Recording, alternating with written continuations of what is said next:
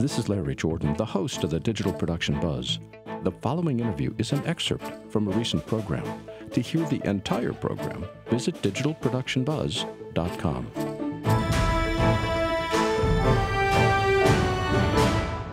Philip Hodgetts is the CEO of Intelligent Assistance and Lumberjack System. He's also involved with technology in virtually every area of digital production and post-production, and even better, he's a regular contributor to The Buzz, which I'm very grateful for. Welcome back, Philip. Good to have you with us.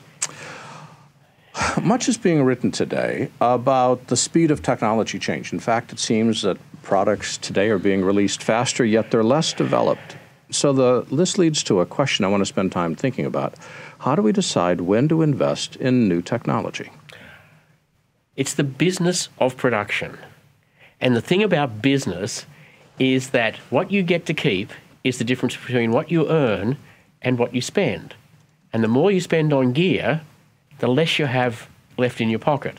So my general philosophy is, I will spend money on gear when I absolutely have to spend money on gear, and not before that. Yeah, but what determines what absolutely have to means? And there's a time where you're looking at, there's this new feature that I have to have. At what point are we, what's the tipping point? Well, the tipping point is where you can make more money from having that feature than you could have without it. Or you can provide a service that your customers are demanding that you couldn't provide without having that feature available.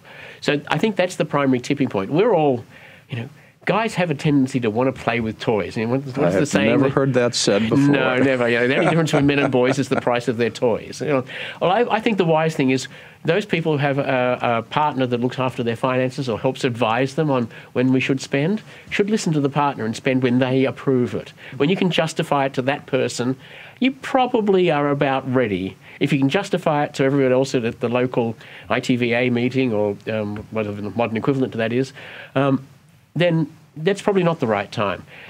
Early on in the technology cycle, unless you're going to get a major benefit in the short term, early in the technology cycle is not a good place to buy.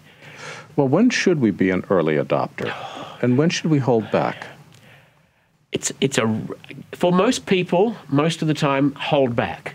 But that said, there were people who jumped on the red bandwagon very, very early on because they could do things with those cameras at that price point that they could not do otherwise, and that made the pain of a very unfinished system, a very raw system, it made it worthwhile, even though for a while major productions needed to carry 2 red cameras so they could have a spare because inevitably one would be down at any given point in time.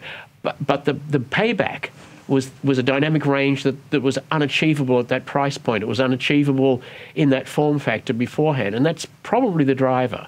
When you can either push yourself into a whole new area that was never possible before, or whether you can make something more cost effectively than it was before. And I think they're the 2 criteria. Will this give me an edge that puts me in front of my competitors, and I can justify it? It's not going to bet the business on it, or is this going to provide a clear, faster workflow that I can rely on to get the job done faster? Again, faster jobs, same income means more money in the pocket, less time spent, more customers can be serviced, and so you can grow your business. And I really, to me, it comes around very much to the business argument, and it will be different for almost every business as to what the argument is. I love gear. Truthfully, if I'm to be absolutely truthful, I started asking my parents for a videotape recorder when I was 13. And trust me, not very many parents knew what that was at that time. And when, those same indulgent parents many years later gave me the opportunity to go into business, I went in slam, right? I bought time-based correctors. I bought, vision switches. I overcapitalized the heck out of that business and paid for it for the next 5 years. Yeah. And so the next time I decided to make a big technology leap, I stayed behind the curve for a long time. And I think behind the curve is a very good business place to be. If you're behind the curve with the technology, I'm not saying buy 3/4-inch recorders, not that far behind the curve. But if you're just a little bit behind that leading edge, the leading edge is the bleeding edge. There's, the cliche that you hear regularly. If you can stay far enough behind that other people prove the technology, other people get the workflows. I'd say if you want a general rule of thumb, about the time the leaders, those leading edge people, are tied with it and moving on to the next thing, that's the time for you to buy it. Well, there's a wild card in all of this, and those are clients. Yes. When should the client drive us to get new technology? And when should we show the client the new technology exists? And should we buy the gear in anticipation of getting business, or do we buy the gear because the business is there? You buy the gear because the business is there. It would be my off-the-cuff response to that. I think it's dangerous listening to clients. Well, I want to hear you say that again. I think it's dangerous listening to clients in recommendations for technology, because most clients are not spending the time keeping up with technology. They don't necessarily know what's changed. Even in fairly significant workflows, people will tend to go back to what they did last time, even though last time was 4 or 5 years ago, and last time was, going to digital lab. This time you just do it in the NLE that you've got, for example. There are times when you need to suggest to the client, there is a way that will do this that will save you money, and we can equip that for you, or we can provide that service for you. But it's really mostly, if you're listening to clients, they would still want 3/4-inch deliverables or 1-inch masters. This is not something that's driven by a technology savvy client in general. If a client is coming back and saying, we want to invest, we're going to spend $100,000 a production on 7 productions a year for the next 5 years on virtual reality, do you have the rig? Once the ink is dry on that contract, and you've checked their bona fides that they will have the money to back themselves up, then there's the time to invest in the best VR rig that you can get at the time. Not the most expensive, but the one that will give you the best short-term results, knowing that 6 months from now, the technology will evolve, and 6 months from now, the technology will evolve again. So sometimes making a less extreme investment in the short term to get into a space is a very good idea, because you can then dispose of that investment quickly and easily and get a quick payback on it. Honestly, if you can't get a payback on everything, on the investment within 6 to 12 months, perhaps that investment is not the right one for your business at that point in time. But it's interesting to me, what I'm hearing you say is, in all cases, you need to look at where the cash is coming from. You're not looking at the creative benefits of having a particular piece of technology. Am I hearing that right? Yes, because really, you can get a DSLR. Look, even apart from the audio aspect of both of those things, even most shoot and run and shoot cameras, the little still camera that my mum carries with her all the time. The point and shoots? Point and shoot. There's the word I was missing out. Thank you very much. Shoot and point and shoot. Hey, shoot first, ask questions later. But even that's capable of 1080 video. Mm-hmm. Everybody's got a phone in their pocket. I think ridiculously we have something like 12 HD cameras in our apartment between 2 people. And now some of those are because I do small level production. None of those is a big investment. The most expensive camera in my arsenal, I think, is a $950 NEX7. And that's now coming up for 4-year-old camera. And it's performing exactly the way I did 4 years ago. An A7 would be very, very nice. I can lust after the low light performance of that and see some benefits for some of the things that I do. But I don't see a clear path for me to justify that expenditure to my partner, because this is not a revenue producing stream for us. Well, how would you define when a product shifts from being leading edge to ready for prime time? My general rule of thumb for societal shifts is, what are people talking about at the Super Bowl party? So when people are starting to send each other recipes by email, a new email had arrived in outside the tech space. I think when there are defined workflows for a particular type of technology, when all of the pieces are in place and you can go to a vendor and say, look, I want a complete workflow that starts with, this acquisition technology, but it's all going to be driven from what am I delivering at the end.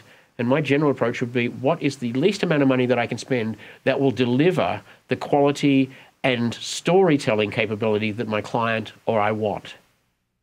But I'm hearing caution every step of the way. I'm coming from a position of where I was not cautious and suffered from it, and so I'm probably overcompensating. No, look, there can be a place for this bold move, and I referenced the red cameras earlier.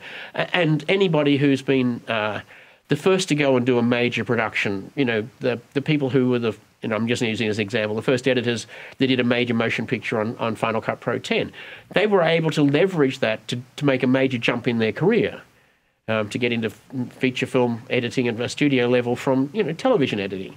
And that's a way of leveraging that technology jump. And knowing full well, if you are going to make that technology jump, you are going to pay for it somewhere, not in dollars, but you're going to pay for it in longer hours, in having to go and redo work that has been done once before because your conform issues are not working the way you want, conform is not working the way you want.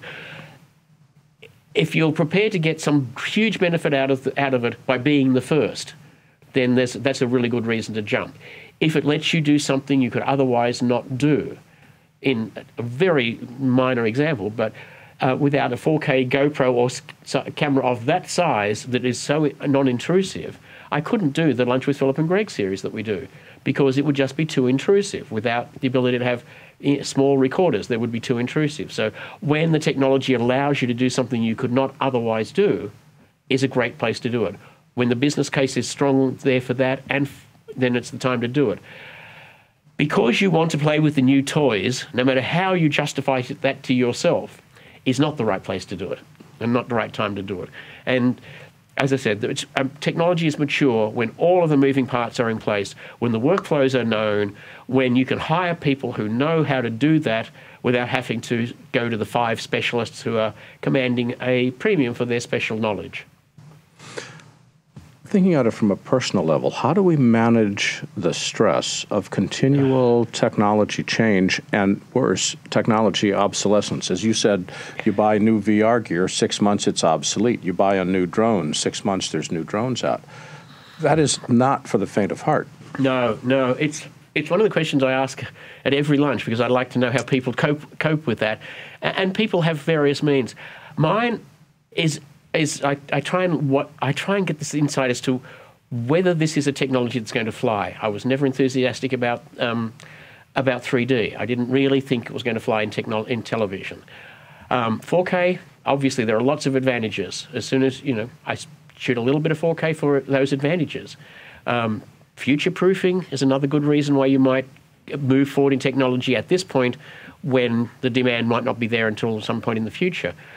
But for a corporate presentation that's going to be come and gone, no matter how important that is to the production industry, having the latest 4K RED to shoot that is probably not going to be a great payback in the amount that you can extra that you can get for having that in that context. So it's all about the context. And I'm one of these people that embrace change. I love change. I love jumping into the new. So I'm happy to put up with some of the teething pains that go with that. You have to choose where you're going to incur your pain. And if you want to incur that up front and jump into the new technology on the risk that it's actually not going to fly, ultimately, a lot of people got into 3D that have found that didn't really pay off in their investment. But don't go beyond the comfort point. If a particular piece of gear is making you feel, a choice is making you feel uncomfortable deep in the gut, I'd say don't do it, because there is an instinct, I think, that we all have that help us work out when is the right time to change and when is the right time not to change. And I like to leave the changes late. I like to get it first, but I advise people to leave it as late as possible. So I'm completely hypocritical. I'm a jump in and do it first, but I know what I'm doing. I'm prepared to put up with the pain of doing that. And I don't have paying clients that are looking over my shoulder saying, that's not the way you said it was going to be. And so if you're in that situation, then you really do have to keep all of those moving parts in mind and encourage clients into the right place when it's to their benefit or it's going to make it easier for you to produce for them. Otherwise, be as conservative as you possibly can. And for people that want to keep track of these ideas and others, Philip, where can they go on the web? PhilipHodgetts.com is where I do my sketchpad thinking, not as much as I once did. And, of course, the IntelligentAssistance.com and LumberjackSystem.com sites are always available. That's PhilipHodgetts.com, all one word, LumberjackSystem with no S.com, and IntelligentAssistance.com. Philip Hodgetts himself joining us in the studio. Philip, this has been great. Thanks for taking the time to join us today. Thanks, Larry. We'll be right back with Dan Montgomery from Imagine Systems right after this. If you'd like to see more videos like this one, please subscribe to our YouTube channel. To stay connected and receive updates from the Buzz, sign up for our free weekly newsletter now. Or you can learn more about us on our website. And thanks for watching the Digital Production Buzz.